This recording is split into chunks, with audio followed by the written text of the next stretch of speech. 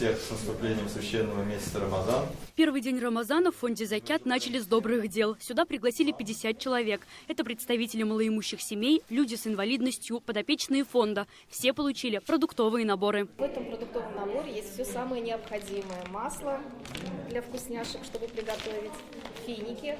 Сейчас очень актуально. У сына Гульфии Курмашевой Ислама задержка в развитии. Пока мальчик на занятиях, маму пригласили в фонд. Вечером она приготовит угощение на ифтар. Благотворительный фонд «Закят» очень помогает нашей семье, как в продуктовых наборах, приглашают на мероприятия детей, приглашают на ифтары, помогает нам в сборе, помогли недавно в сборе средств на реабилитацию для лечения моего сына.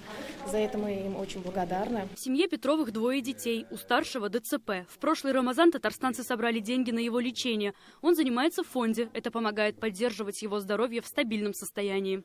Дети вырастают, больше 18 лет, больше половины благотворителей поворачиваются, говорят, что вы уже большие, мы большим не помогаем.